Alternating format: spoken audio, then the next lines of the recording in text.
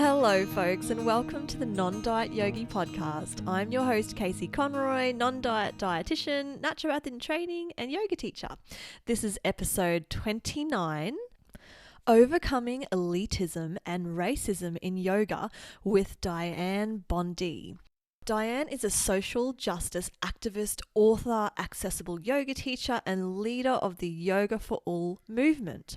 Her approach to yoga empowers anyone to practice, regardless of their shape, size, ethnicity, or level of ability. Dianne is revolutionizing yoga by educating yoga instructors around the world on how to make their classes welcoming for all kinds of yoga practitioners. I undertook her Yoga for All teacher training, which she co-facilitates with Amber Carnes, and it was, in one word, indispensable. Making yoga accessible to more people is something I think every yoga teacher and yogi not only needs to be cognizant or kind of aware of, but really, if they can, embody and action it. In this episode, we talk about so much juicy stuff. We have so many conversations that need to be had. We talk about the commodification and cultural misappropriation of yoga, embodied activism, anti-racism in yoga, and the many ways that we can decolonise yoga in the West and finally make it accessible for people who have historically been denied access to these wonderful life-affirming practices. For a really long time now, I've been pretty fascinated by the way that the 8 limbs of yoga, so things like satya, truth, svadhyaya, self-study or self-knowledge, unity, the way that these things fundamentally support anti-racism, diversity, and body acceptance, and yet the ways that yoga in the West have been largely inaccessible to kind of anyone who isn't white, wealthy, thin, and able-bodied. Yoga, as most of us know it in the West, has really been used as a tool within this colonial agenda. When I think about the 8 limbs of yoga, I mean, one of the first limbs or aspects that come to mind is ahimsa. Most people think, oh, vegetarianism. But I really like to emphasize that ahimsa is not just vegetarianism or veganism. Yoga and activism are really interlinking mindsets in this way. And social justice, when we think about it, seeks to uplift and liberate all people from harm. And I really think that that is a broader definition of ahimsa at work within the community. I think of asteya, non-stealing, and the many, many times that I have been asked to work for free by yoga studios. Always yoga studios run and owned by wealthy, white, privileged women. I'm just going to say it. And also the more broad appropriation or misappropriation, I should say, of yoga, the way that in the West, in so many cases, yoga has been taken from its original space in the world and it's been used in a way that serves the individual rather than really honors the culture in its original roots. And this really goes against the whole concept of asteya, of non-stealing. I think of svadhyaya or self-knowledge, self-study. Yoga is meant to be this process of real inquiry into our inner world, right? This idea of self-study is often, I think, forgotten in the Western view of yoga because so many practitioners or even at studios, we view yoga as a workout. So much of it is focused on how it looks from the outside. I've attended and been to studios where someone was cheered or the teacher encouraged the entire class to cheer on this person when she finally managed to get into full splits. And she actually didn't come back to yoga for about 8 months after that because she had injured herself doing that thing just so she could get that external validation from the teacher and from the class. And I just find that so antithetical to not just svadhyaya, but so many other aspects of the yoga philosophy that we're meant to be kind of honoring here. Also a part of the self-study is knowing ourselves, knowing our internalized biases, dealing with our own internalized racism, and if it's safe to do so for us to speak up when family members or friends or colleagues say racist shit. That, to me, is yoga off the mat. But I really feel kind of bothered by the tendencies for yogis to forget about this broader application of the 8 limbs of yoga, and this tendency to kind of go against the foundational philosophies and principles of yoga that we see so often, right, in social media feeds, in website copy, and in the real life classes of many of the biggest names and schools in the yoga world, so many of which are still dominated by white, thin, able-bodied, cis-het women who don't appear to acknowledge their privilege or share any of their thoughts on systemic racism and oppression, or share any ways that they're working to uplift and acknowledge Black and Indigenous people of colour, fat people, or any other marginalised groups in their business. And quite frankly, that really pisses me off, because I've been on the receiving end of just complete marginalization by this sector of yoga studio owners and practitioners. But that is something I will get into in this interview with Dianne.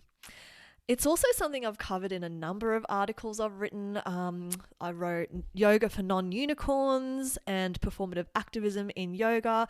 There's also podcast episode number 14 of this podcast, Feigned Anti-Racism and White Supremacy in Yoga, and I'll put links to these in the show notes.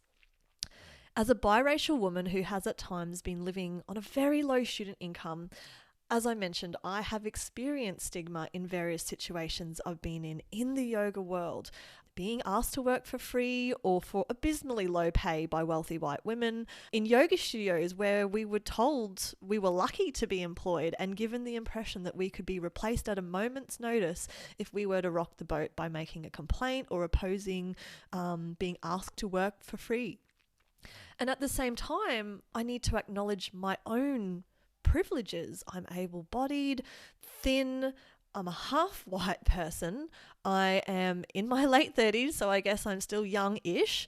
I have a roof over my head. I have food to eat.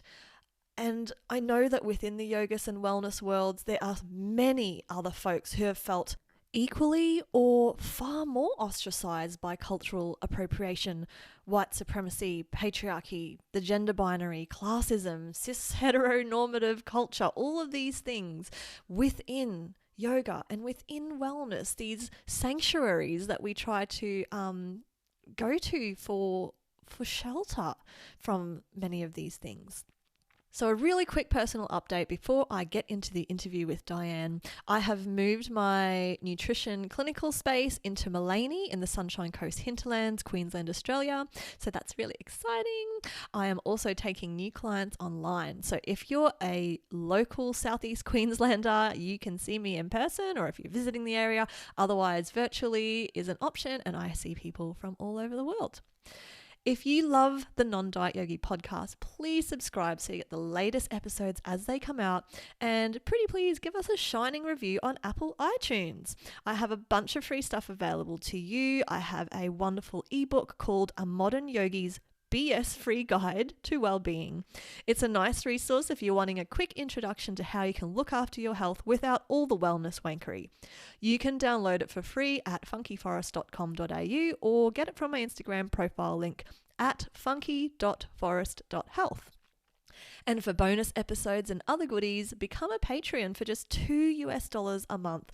It helps keep this podcast going, and I so appreciate and love all of those wonderful Patreons who have supported the podcast so far. So without further ado, here is my interview with the incredible Dianne Bondy. Dianne, welcome to the podcast. It's so exciting for me to finally talk to you. Thank you. Thank you for having me. I'm excited to be here. I visited Australia in 2018, and it's on my bucket list to get back there. I had a really lovely experience. I was on the Gold Coast in Brisbane. Oh, yeah. Yeah, I was looking for He's Thor. I guess, the most famous Australian right now, right? The Hemsworths. I was looking for the Hemsworths, just like casually looking around for them, hence I didn't see them. But I was hoping to get them on the beach, but that didn't happen. Well, I used to live on the Gold Coast, but I didn't ever see either of them. So don't feel too bad that I think they probably keep to themselves because everybody's looking to get a picture with Thor. You know what I mean? I think I would. Yeah, I would if I were I'm not gonna lie, I'd be a little starstruck. I would probably get myself into trouble. Anyway, that was a thought. Brushes with celebrities. I can totally relate. Dianne, could you tell the listeners a bit about yourself and how you came to hone in on making yoga inclusive and accessible for everyone? Well, I got started in yoga really young. My parents are immigrants from Barbados, and they immigrated in the 60s to Canada. And one of the tools that my mom used as a young mother with 3 children under the age of 4 in a new country with a new culture, kind of being left at home to her own devices as my dad went off to work, she became very fond of yoga because it was something she could do that didn't require her to leave the house, that she could figure out kind of on her own. And she started with a book called Stay Young with Yoga. And she was practicing by herself for the longest time. And so as a precocious 3-year-old with the gift of the gab, I wasn't giving my mother any peace to practice on her own. So she thought she would incorporate me into the practice as well. So when my brother and sister took their nap, she would do some mother-daughter time, right? Like it was toddler yoga at the time. And she would teach me the poses, and it quickly became something that we did together, and somewhere where she could still get a little bit of me time. In the 70s, that wasn't necessarily a thing like it is now, but she did need to kind of reset and refocus, and that was her way of doing it. And that book became part of her practice. So my mother's always been interested in practices with the spiritual connection. She does Tai Chi, like she likes to be in nature. So that's always been like a part of my reality, is some kind of spiritual practice. And so my mother did this kind of on the sly, because at the time, yoga was still quite the counterculture. It wasn't quite the mainstream commodity that it is today. And, there were no yoga mats and specific yoga clothing or yoga studios to go to at the time, not where we lived anyway. So my mother kind of did it as this like covert practice because of its spiritual nature. She felt like maybe people at church wouldn't understand her connection to her own spirit, and that it would be frowned upon. Because often we know that in religious circles, depending on what religion you belong to, sometimes yoga is seen as counter to what the religion is teaching. And because that was a part of my mother's circle, she didn't want to be, alienated from that circle. So that was something that we did together. She did it every single day. She did it for half an hour when my brother and sister went to bed. And the reason this is such a vivid memory for me is my mother used to watch General Hospital. And at the time in the 70s, early 70s, General Hospital was only on for half an hour. So from 3 to 3:30. So we would practice yoga when my brother and sister went down for a nap at about 2, from like 2:30 to 3 o'clock. And then at 3 o'clock, she would give me a sucker, which was like these big lifesaver suckers that was on a stick. It was butterscotch. And she would sit me in this green tapestry chair that we had, a green and white tapestry chair under a window.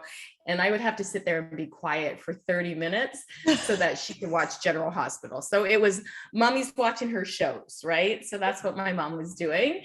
And that's how my first introduction to yoga started. And I practiced on and off for the majority of my life just by myself. I didn't go to yoga studios. My first jaunt to the yoga studio was about 6 weeks postpartum from my second son. I was feeling overwhelmed. I had a little bit of postpartum depression. And for those of us who have dealt with postpartum depression or the baby blues, one of the things they recommend is that you get out and get some physical exercise or get out and get some sunshine. And my kids were born in the wintertime. So getting out in the wintertime was not easy with two babies, because my kids are just under 2 years apart. And I was just feeling really overwhelmed. And my husband was home on parental leave, and he said to me, "Why don't you go take a yoga class?" And I was like, "Yeah, I could go do that." He says, "You'll be gone for 2 hours." I made sure to feed my baby because I was breastfeeding at the time. I topped him up and went to yoga class, and didn't have the reception at the front desk that I would have hoped for. The person signing me in was very judgmental of my body, very judgmental of me in a space that was supposed to be welcoming. And I think the tagline for the studio was "Relax, it's just yoga." And I was just like, somehow that's not being modeled at the front desk. And I went to an Ashtanga short form lunchtime class, and I don't practice Ashtanga. And so I didn't know that this was a set sequence that I should have known. Oh my God. And yeah, there were folks there who were quite perturbed by my plus sized Black self, not quite understanding what was going on. And I left that space feeling even worse, actually, than I did. The whole point of going was to get a little bit of movement, to do something I could do that wouldn't be quite so taxing on my postpartum body. I didn't realize that that's not what I signed up for. That was the time I could go when that's the class that was offered. And so I went. And had that had been my first experience with yoga, I think I would have been done. I don't think I would have gone back, because it was such a negative experience that could have completely been avoided. And so I came back with a fire under my ass, quite frankly. And I said to my husband, "This is garbage. I'm going to open my own yoga studio." And he was like, "Wait, what? You were stressed out about having 2 kids, and you were just gonna go and take class, and now we're opening a yoga studio. Now you're quitting your job and opening a yoga studio." And that's kind of how I got started. I got body shamed. I was meant to feel like I didn't belong. And so my teachings of yoga, my experiences of yoga, practicing with my mother and reading about it, didn't lend to that kind of environment. So that was not how I knew yoga to be. And I wanted to share yoga with folks in a way that felt like they were welcome, that this space was also for them, because I was the biggest person in the room. I was the only Black person in the room. The teacher was very athletic. The teacher, not specifically calling me out in class, but making reference to me not being able to keep up in a general sense, being perturbed when I left. And I thought to myself, I don't need to ever come back here. Like, I don't need to ever have this experience again. And that's what got me started in figuring out, how do I make this practice for all of us based on a bad experience that I had had, and that I didn't want anybody else to feel the way that I had in that moment, because this practice really is for everyone. The poses in and of themselves can be exclusive, and there's ways to make them more inclusive. You'll never get all the way. There's some poses that just aren't going to be available to some of us or a lot of us, but there's ways to create a space for people to have a practice where they feel that they can be in their bodies without judgment. And that was something I was really interested in exploring in my community. Sorry, that was a long-winded message. Let me wet my whistle now. No, that was fantastic. You've really set it up beautifully in describing exactly how you came to do what you do. And, having undertaken your Yoga for All teacher training, which was incredible, by the way, and having done that as a smaller bodied person, someone who has benefited from thin privilege pretty much my entire life. I really value what you went through and what you've created here, because I've spent a lot of time feeling really nervous, I guess, about just not knowing how to make my classes more accessible. I have friends who are in larger bodies who would come to privates with me, and I'd just be like, oh, how do I make this work for them? I need to make it work for them.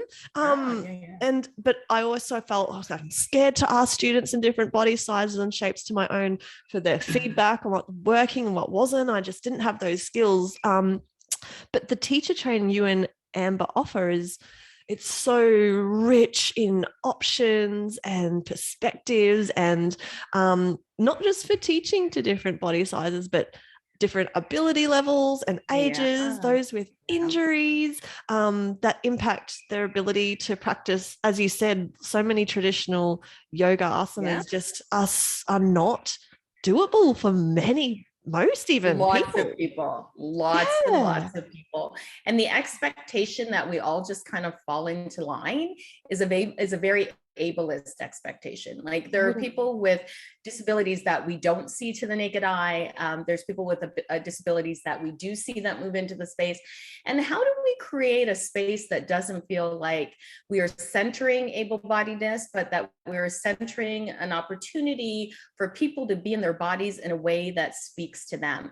And that is a hard thing to do if you haven't given any consideration in teaching beyond your own experience and beyond your own perception of your own body. So there's a lot of self-study that happens when we create those spaces. Like, what is it I believe about disabled bodies? What is it I believe about fat bodies? What is it I believe about queer bodies? Like, and how do I perpetuate those aggressions within the yoga space? Or how do I, how do I celebrate those differences so people feel like, wow, I'm seeing this class is for me. I can move in a way that feels good. Nobody's looking at me. I'm not looking around going, ooh, I wish I could do that. You may still be looking around going, oh, I wish I could do that. But at least you can look around and go, oh, I appreciate that body does that. My body doesn't do that. And that's okay, right? It's still doing yoga. Absolutely. That's right. And, it feels so good to be able to make yoga more accessible to people. It's just so satisfying. It's so rewarding. So thank you so much for that. It really was a gift that I've now it keeps giving. It's the gift that keeps giving. Oh, I'm so happy. That makes me so happy because I really do want teachers to feel empowered in the seat of teacher and not to be, terrified or befuddled or confused about where they can take their students or what they can offer their students. So Amber and I were hoping 20 plus, 30 plus, 40 plus years of, encountering teachers who were like, oh God, she's fat, now what? We could relieve some of that stress for other teachers and just kind of combine our experiences and our knowledge in plus size bodies and ever-changing bodies, and hopefully share that in a way that could help other teachers feel a little bit more confident and have more tools in their tool belt. Oh, you've totally accomplished that. You've made yoga so much more inclusive for people in all kinds of body sizes, but I guess inclusive yoga extends beyond body size, right? And this is what I'm wanting to get into more with you today, because we've known that for a long time in Western society, yoga's only been accessible to those people with certain privileges. And a thin body is just one of those privileges, right? Yoga's been mostly accessible to people who are white, people who are financially free, I guess, and people of color, like an Indigenous people of color, other marginalized groups. These are the people who've had the least access to yoga. Surprise. What does that also model in society? Yes, what is with that? And exactly, isn't it? It's just a reflection of everything else. But I mean, decolonizing yoga, I guess it's quite a trendy topic right now, but I want to know, for sure, Dianne, it's become like the thing. But what does it mean? What does it mean to you, Dianne? What does that term mean? Decolonizing yoga. Yeah. Knowing where yoga comes from, respecting where it comes from, understanding that in our Western ways, it has always been the nature of dominant culture, which we talked about before we jumped on the podcast, to set the standard for the rest of us who aren't part of that dominant culture, or to set the ideas, or to have the culture center around them. And what was very disturbing to me is that yoga was created by brown folks for brown folks. Mm-hmm. And then it became about a commodity, right? So as we see like the fitness world, so let's take it back to fitness for a second. As we see the fitness world likes to grasp on to the next thing, make it about body beautiful, make it something exotic. And that's kind of what happened, right? We start to see this shift from its connection to its indigenous roots as early as the 1950s, when people like Indira Devi came to California and started teaching yoga to celebrities, and talked about, her tagline actually was, how to be younger, how to be more beautiful, how to be all these things through this yoga practice. I mean, she was training people like Marilyn Monroe and like big celebrities who were doing yoga at the time, and kind of selling it, if you will. This is the first time that I see it. There might be an earlier connection to that, but this is the things that kind of struck my mind. This is the first time I heard about it as like this commodity, like I could buy it and I could look younger and I could do this and I could be fitter and all of that. I saw that starting up right around that time in my research. And so in the hopes to get people in the door, marketing was used, pictures were used, right, as we do for everything. And of course, Indira Devi is part of the dominant culture. She certainly has been blessed with a South Asian name, but she's a socialite and she was the wife of an ambassador. So she does come from that lineage of privilege. And I might be mistaken, please don't come for me, but I believe she is of like Dutch heritage, or she's very much part of that white culture that, really was like, ooh, yoga is exotic and da da da da da. And that was what was happening 50s and 60s. And then in the 70s, we turned into this, let's get fit, let's get physically fit. And then it became one of the other modalities that people could use. And it just kind of kept rolling into that. I remember in the early 90s when I first started teaching yoga, we call it stretch class, because in the gym that I was teaching in didn't want a spiritual connection to the yoga. They really wanted me to just sell the stretch. And I said, I'll teach the stretch class. Nobody's like monitoring me in class. And so then I started just like letting people know where this actually comes from. And this is a part of this. And these are the books you can read. And I had the class taken away from me eventually because I wasn't towing the party line. But even in the gym that I work in now, I can't not tell people that this practice is something that stems from Mother India, that this is a rich history and lineage. This is a culture and a philosophy. And it's not just a group of exercises. And at the end of the day, getting into handstand doesn't make you spiritual. And at the end of the day, your $150 mat and your $200 yoga pants or whatever you're buying misses the point altogether of doing the yoga practice, which is a deeper insight into you and then your impact on the world. So whenever we commodify something, whenever capitalism takes a hold of something, it likes to strip it of its essence and rebrand it and pretend like it created it itself. And that's definitely what we've seen in modern yoga. But I have seen, like you say, the circle back into talking about where these practices also come from. And in the act of decolonizing yoga, making sure we understand where it comes from, what it's about, and colonization, a colonized perspective of yoga is only focusing on the asana. Right. And only focusing on the asana as it pertains to what our outside appearance looks like, instead of it being a work-in into how can we be more in community with others? How can we use our privileges to uplift others? How can we start seeing in a world in a multicultural lens and not as white as the center and everything else is other, or white as normal and everything else is diverse? Like it's really it's a question into your own understanding of the world.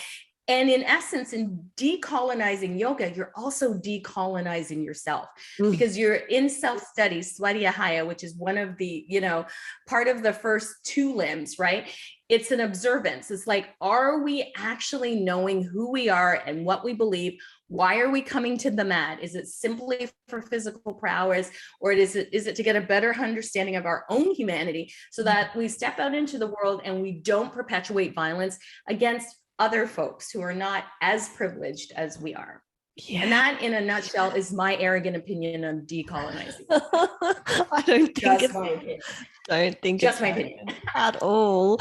I love how you bring it back to those the full 8 limbs of yoga, and saying remember, it's not just a physical practice. We're trying to honor yoga's ancient roots here, and ironically, with the decolonization of yoga that's taken place, a lot of those limbs of yoga have been forgotten. A lot of those tenets have been kind of really cast aside. I mean, you've mentioned a couple of times Svadhyaya, that self-knowledge, that process of direct inquiry into our internal and external worlds, really. And when we see people wondering how they look in a posture, wondering if they're thin enough, that focus is shifted to something else, right? And it's very individualistic, right? And very commercialized, right? Like when I first came to Instagram years ago, the yoga I was seeing was super performative, highly mobile, flexible,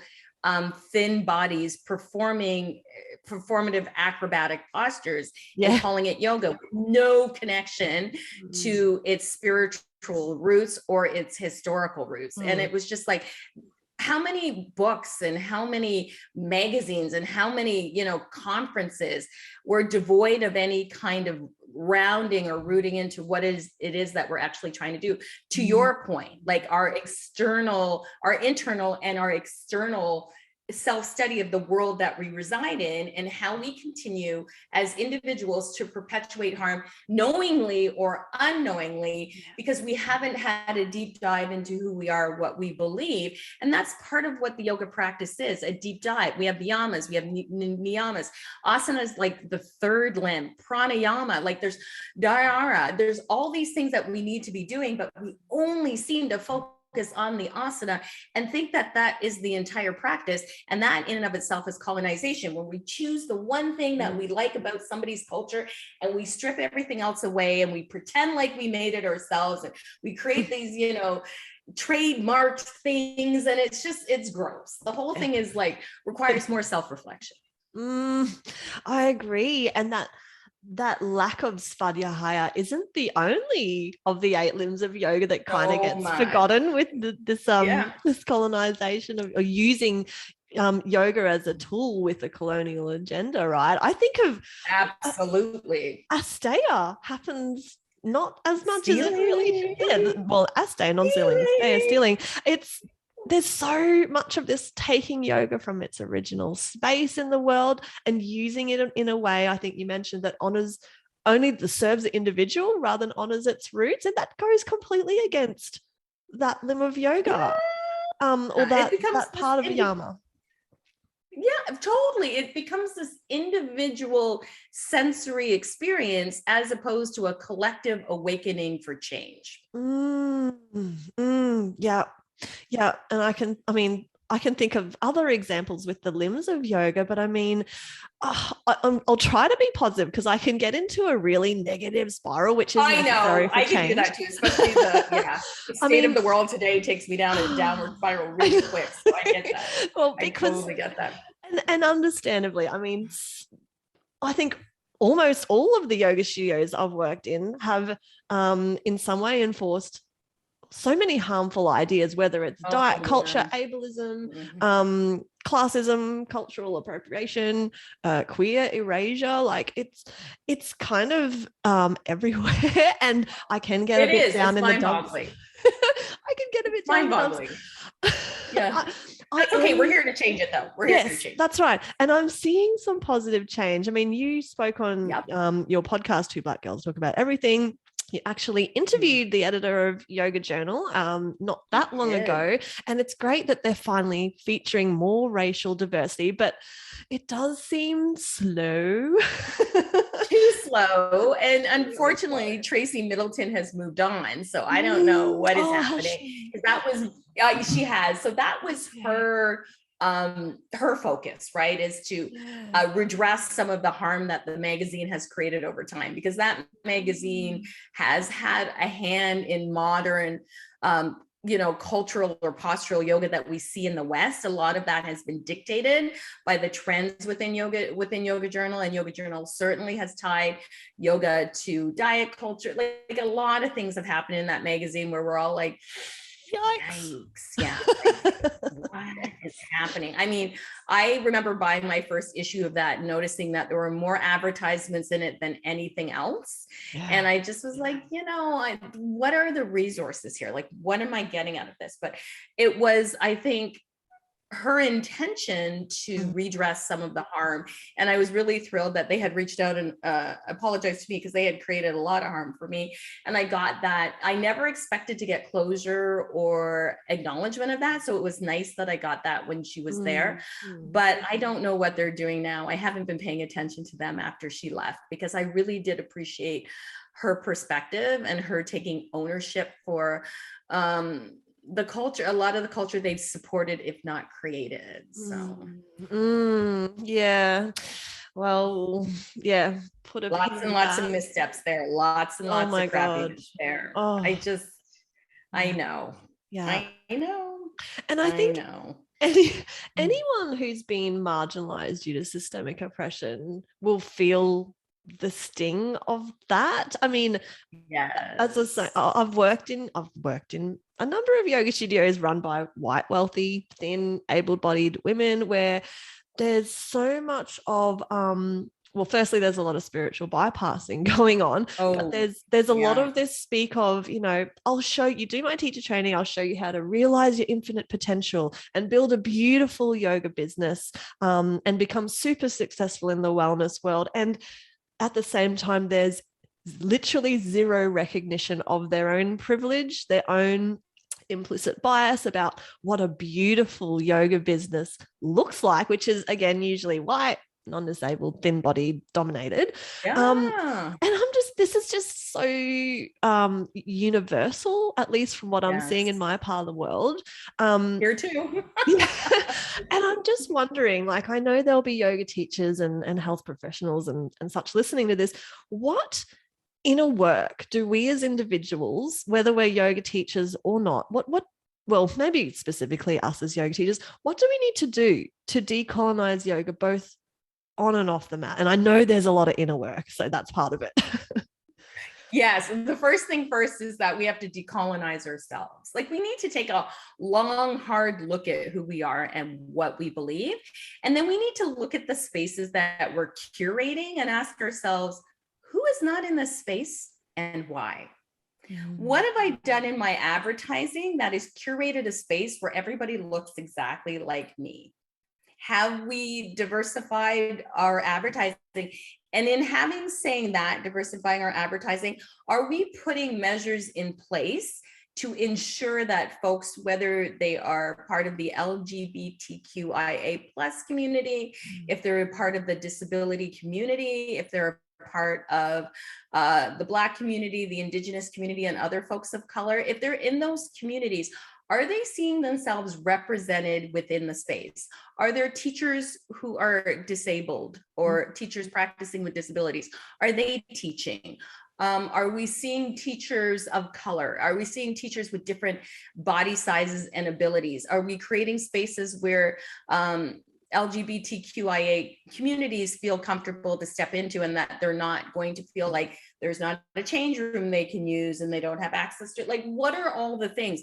Have we decided, because it looks cool and interesting and authentic, that we're going to put statues of Buddha everywhere and statues of Nataraj everywhere and Lakshmi or whoever it is that you feel you are drawn to or you like the way it looks aesthetically? Are you putting Buddha on the floor to prop the door open without knowing who Buddha is and why Buddha doesn't belong on the floor? I can tell you many a story. I've worked in a lot of yoga studios. And I said I wasn't. After I closed my own, I wouldn't go work for anybody else. But a couple of my students opened a yoga studio, and I had one particular, I had to quit. I ended up quitting immediately, where one of the studio owners bought a Buddha at like, you know, a home accessory store and was putting it on the floor to prop the door open because that's what they did at the home accessory store. And a Buddhist person came in and told them, you know, this is my culture and my religion. And then them getting upset, being called out. Like the stuff is as a privileged, able-bodied white woman. Like I'm just, it is. And then I'm thinking to myself, I don't want to participate in yoga culture. Like it is so fraught with this sense of entitlement, especially by folks who haven't even looked at their own selves and their own sense of entitlement, haven't looked at what it means to have an accessible class, whether that person is coming in a wheelchair, like what are the times, how are they getting to the space, who is going to be there to help them, how are you adapting postures, do you have teachers who are, you know, who are teaching that have disabilities, like these things that people don't take into consideration because they're always an afterthought, because the dominant culture is always the first thought. Everything is created with them in mind, and the secondary and you know, and onward thoughts are like, oh yeah, there's people of color, oh yeah, there's fat people, oh yeah, there's people with disabilities. Like it's always like everybody's an afterthought. And I really would like to get to a point that if we're teaching about unity and we're teaching about community and we're teaching about looking out for each other, that we, when we're building out our beautiful businesses, that we are looking at all the people that need to be included in a space for it to actually look unified and for actually to serve the communities that we're in, instead of like, oh, I'm going to take a picture of myself in a handstand and then I'm going to make a poster and I'm going to put it on the door and then blah, blah, blah, blah, blah. I think we need to look beyond that. Sorry, I always go into that Valley Girl thing. Somebody called me out at a workshop. I just did a workshop at Kripalu, and one of my students said, you need to have other personas because you only do the Valley Girl. And I think I only do the Valley Girl because that's what I've run across the most. Well, then that makes complete sense, doesn't it? Oh, yeah. God, yes. Everything that you're saying, what you're speaking about, there's sometimes complete ignorance of my God. Privilege. And then the next level up is like that performative activism, which really gets my go. We know we saw a lot of it around Black Lives Matter.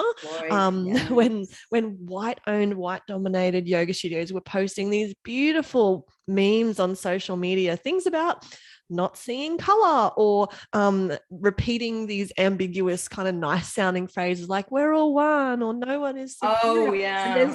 There's so many inherent problems in those posts as it is. But then, as you were saying, when you look at the rest of their social media feeds of these yoga studios, all these aspiring influencers who post the odd pro-diversity or Black Lives Matter theme or meme or whatever.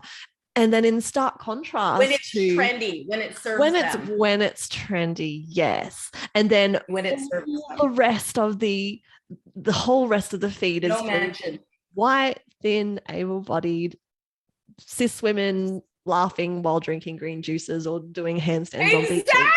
Oh my God. And talking about their stupid smoothie and doing their vegan, not that I have anything against eat whatever you eat, but the dogma of veganism and the dogma of this. Meanwhile, these are really privileged things that people don't always have access to. I mean, oh my God, you spent $12 on your green juice. Really? Does everybody have $12 to spend on a green juice? I think not. No. And how is green juice related to yoga anyway? I just want to know. That's a really, really good question. Tell me. Tell me. I read the text. I don't see green juice in the text. Did I miss this? Was I absent that day from teacher training? Like, tell me. How does your aloe outfit teach me about unity? Just tell me. I missed that lesson. Just let me know. I'm clearly not paying attention somewhere, right? And you were right when you were saying that it is disingenuous, that concern for racial injustice. It's usually so disingenuous. It's sprinkled on top as that popularity boosting afterthought. And what I've noticed specifically is that, when some of these people will post, say, something stupid like, I don't see color or whatever it is. Oh my God, my favorite. That's my favorite. So great, isn't it? The caption, in contrast to like all their other huge sales promoting posts or perform vulnerability posts or whatever, the caption is like a single emoji or something like, one I saw a while back that really pissed me off was no words needed. And I've commented on these posts. I will say, like, actually words are needed. You're posting some of these things. Please share your personal thoughts on systemic racism and privilege and oppression. We would love to hear it, I'm sure. How are you working to uplift and acknowledge BIPOC in your business? And there's never get an answer. Never. Oh no, you scared them. They probably have deleted your comment because they don't want to be called out on their shit. Yeah. Speaking of which, I had something happen in my community not too long ago where we had this yoga teacher out there who was saying like, well, everybody's been asking me. Nobody asked you. Everybody's been asking me to talk about how I think what the best teacher trainings are. And I just feel like online is not the best teacher training. I feel like you can really take a teacher training. You should do a 30-day immersive retreat and go somewhere you've never been before, because those are the best trainings, because you can immerse yourself while looking at Bali or, I don't know, Costa Rica or wherever these are. And that, online and, and local teacher trainings aren't as good as this. And I called them out and they were just, as I was writing the comments, they were just deleting them. And then they were in my DMs asking me not to comment, that this wasn't up for debate, that this was their opinion and they felt the right to share it without being questioned about it. And I had to ask them, do you know how social media works? When you put up an opinion, you were asking for people to interact with that opinion. That's why you put it up. No, correct. If you don't want people to interact with your opinion, then fucking keep your opinion to yourself. I'm sorry, I had to swear. No, that's what I said to her. You don't want people to interact with your opinion. Don't post it on Instagram and tag other folks in it. Oh my God. It's like, really? You can take your Lululemon ambassadorship and fuck off, honest to God. And, I run an online teacher training, which is really accessible for a lot of folks. Not only does it cost less in a lot of ways because, you're not renting a physical space. Everybody is in their own physical space. You can also, record modules and people can watch it when they can watch it. You can offer more opportunities for scholarships because once again, you are not renting a physical space. You can share books easier. Like there's lots of ways that this makes it a lot more accessible. And if there's a teacher that you have been dying to take a teacher training with, and you live on one side of the country and this person's on the other side of the country, having that online access to them is really helpful if you are seeking out somebody who's running a teacher training where the intention really speaks to you. So that got my ass was on fire after that post. Like I was just so upset by that post. And then as I'm writing it, deleting my comments and telling me that this opinion was not up for debate. And me having to explain to them, when you put things on a public forum, it's up for the debate. If you don't want people debating on it, disable the comments. Yeah. Or don't say it. Just say, in my arrogant opinion, don't say people have been asking you. No one's asking you, because it's easy enough to type in yoga teacher trainings and find one that works for you. Nobody asked you. Nobody asked you, but you felt entitled to share your shitty opinion. Yeah. Oh, that's all right. You're gonna have to put explicit on this podcast. That sucks so much. It's just when people who are in those positions of privilege post just thoughtless stuff like that, or BLM stuff or whatever, when there's no substance behind it, and when they get called in or out and don't make changes, or even worse, what you experience, they're actively blocking you from putting your opinion in my comments. This was not up for debate. I think you misunderstood. I didn't want anybody to call me out on my privilege. I just wanted to show everybody how privileged my opinion is. And again, I'm 100% sure nobody asked you. God. Oh, yikes. Oh my God. So yeah, there's that. There's just dumb complete blind lack dumb. of privilege. But you mentioned the scholarships thing, and that's another area I see some performative activism going on in certain yoga schools. I always thought so, where instead of I've seen people giving, or schools giving, instead of giving actual full or even partial scholarships, it's expected that the lucky recipients will work for 6 months in exchange for the yoga teacher training. No. Is that actually a scholarship? Is that actually an active saver? I mean, to me, that's bartering. That's not, I don't know. It just... Right? They call it work study, but I'm not really sure it's that either. I think it's taking advantage of people who don't have the resources to be in your teacher training. When I offer a scholarship, I do it built in as a tiered pricing. So I'll have a community price, and if you can pay it however you want to pay it. If you want to break it down into 15 payments over 25 years, that's fine by me. I would rather you get the training than not. Then I have what it actually costs. This is what it's actually costing me to hire other teachers, to book time off, to make sure that the space is available. These are my fixed costs. And then what it costs for me to have a guest speaker come, because I have a faculty, I'm not teaching all of it. I have 5 or 6 teachers who help me out, who have different specialties.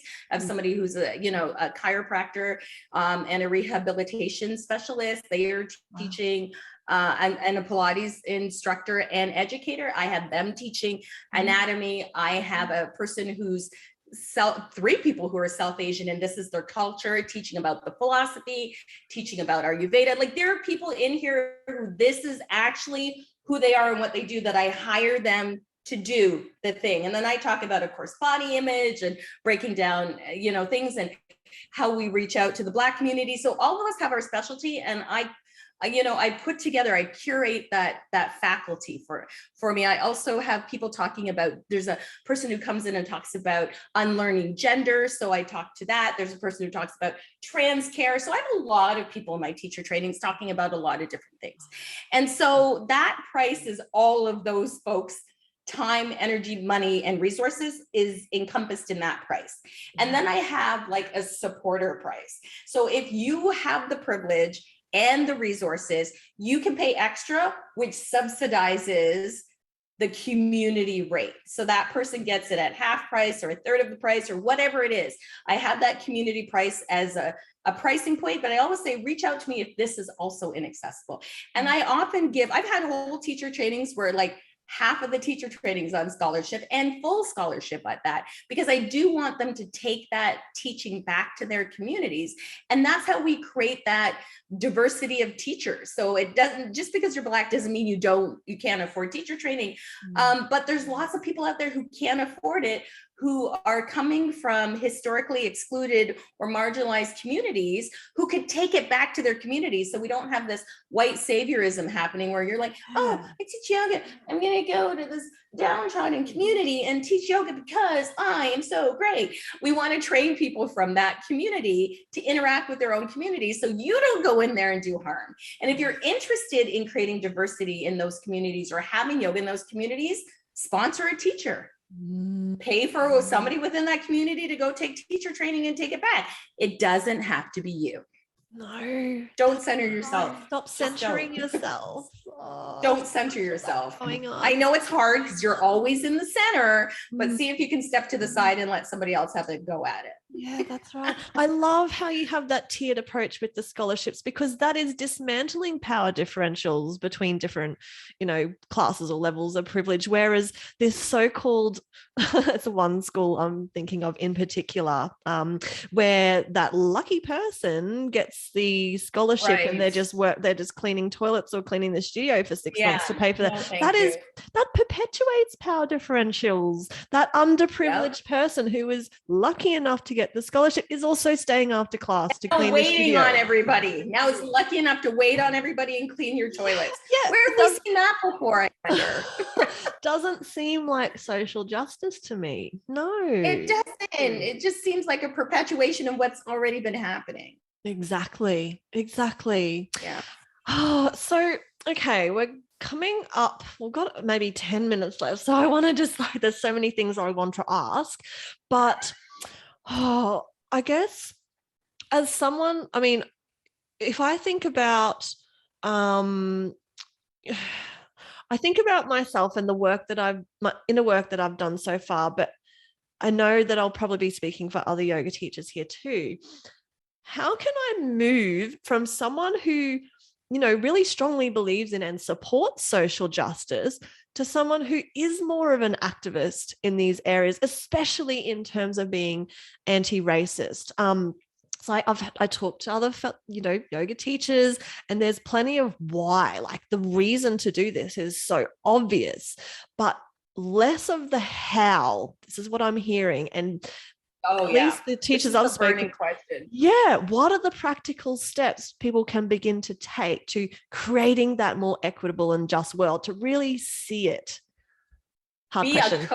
Sorry. There's an ally where we talk to other people and we bring awareness to it, but we're not actually in it. I call that an ally. And then there's a co-conspirator.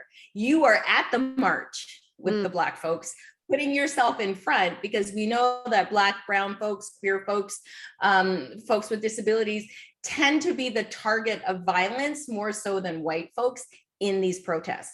So what I did see in St. Louis when they were having a lot of the Black Lives Matter marches, with the death of Michael Brown, when that happened, there were a lot of white folks who were doing the marches up front and in center, because they knew that police were going to be less likely to beat on them than to see a group of Black folks, which is, immediately going to erupt into violence, because we know what the police are all about, and they can pretend like they're not, but we see it with our own eyes. It's not like we don't see it. It's not like it hasn't been talked about. And I'm sure there's lots of studies that come out all the time around anti-Blackness and racism within the structures of criminal punishment and policing. So the idea is, if you're really interested in getting into this work, seek out the folks who are already doing the work and join those organizations in a capacity where you are giving of yourself to the point where they can tell you what they need from you. You're not rolling up into these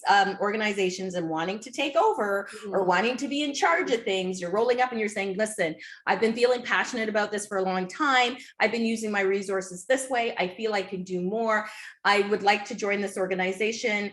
Can you, what can I do for you? You tell me what it is that you need from me, and let me be of service, right? Because that's what yoga teaching is about, right? It's being of service to someone. And so going to not creating your own new organization, that's not, that just kind of distills everything. Yeah. Going to those organizations saying, I'm going to join Black Lives Matter. I'm going to be part of the letter writing campaign.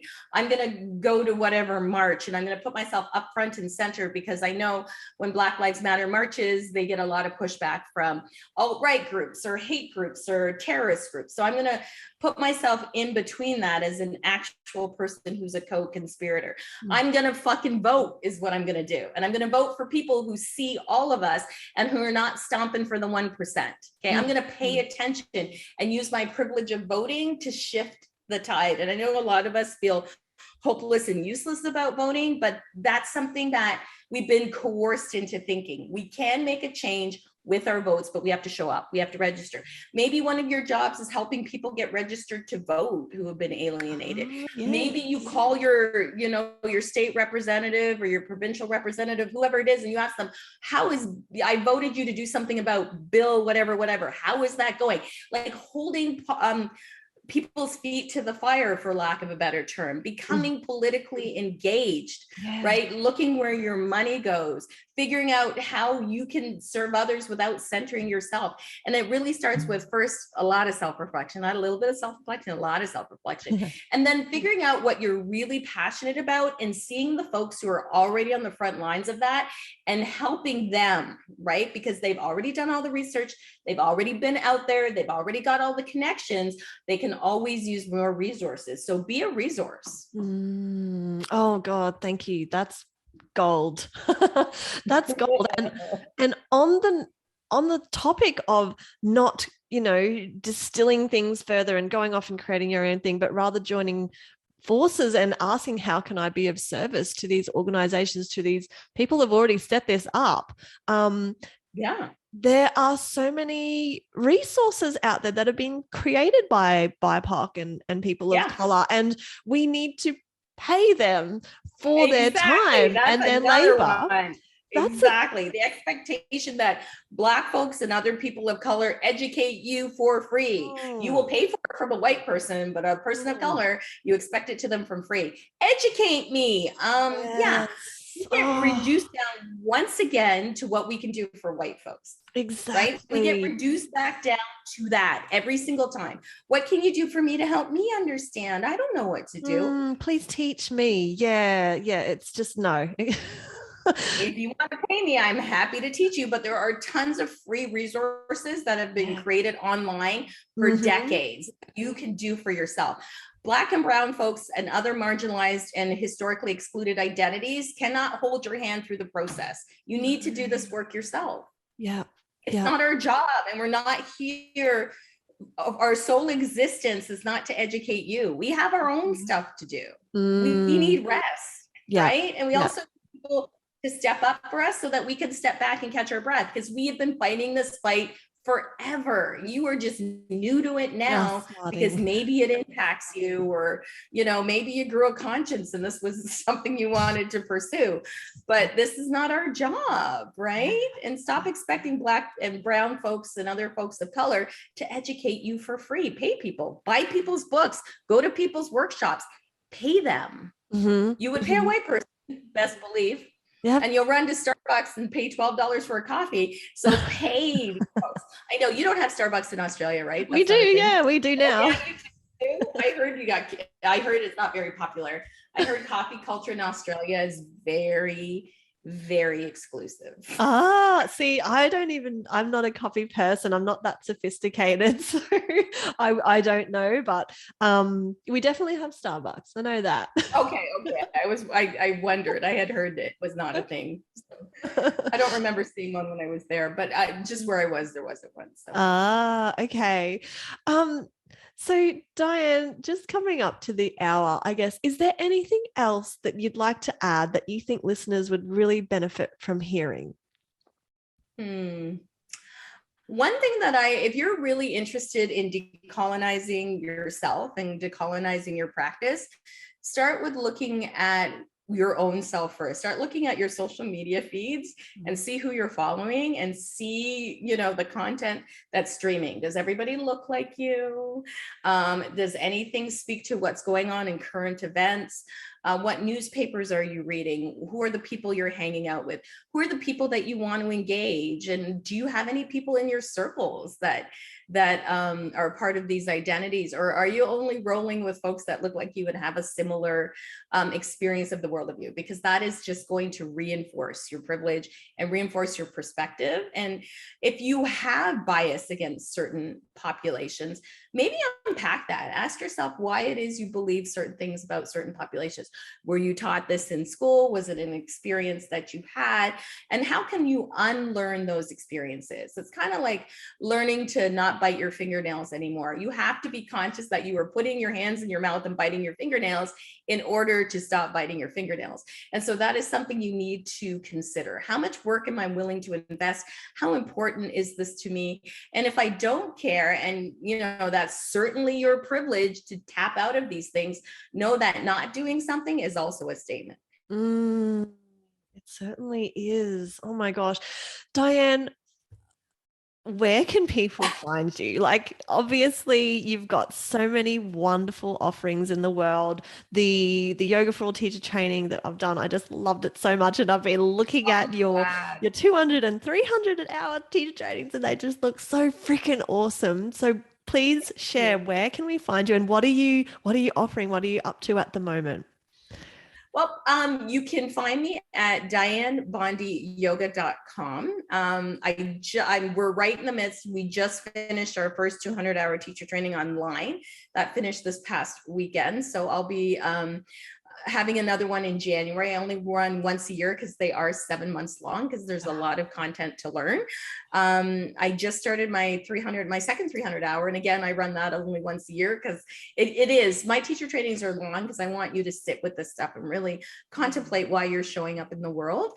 I have a new podcast called the Intentional Wellbeing Podcast, which looks at how intentionality shows up in our lives and how that can help us be open to being in relationship with more communities, how we can pursue intentional well-being, not only as people from the dominant culture, but really focusing on folks who have been historically excluded. You can also purchase my book, Yoga for Everyone, or Yoga Where You Are, and you can buy that everywhere, but I encourage you to buy it from your local independent book retailer. Let's support local business. And I also have a robust love affair with Instagram. I spend well and away too much time on Instagram, so you can check me out there. Also on TikTok, where I'm not as great on it as I'd like to be. No viral videos on TikTok, but I do share content between those two platforms. You can practice with me online at Yoga for Everyone. And you can check me out on YouTube. So as you can see, I'm slowly trying to take over the world. But all of that stuff you can find on my website, Dianne with 2 N's, because I'm extra like that, bondyyoga.com. So everything that you need to know about me is there, and it gives you access to all the other places that I am. That is brilliant. Thank you so much, Dianne. I've learned so much just from speaking with you today, and I'm sure anyone who listens to this podcast will agree. As yogis, I think this, decolonizing yoga it's work we all need to be doing. Yes. Really. So thank you for so generously sharing your beautiful, vivacious spirit and all those eye-opening truths with everyone. It's just awesome. Thank you so much, Casey. It was an honor to be here. I appreciate you sharing this with the world. So keep doing what you're doing. This is part of the process of decolonizing ourselves. Yeah. Thanks, Dianne.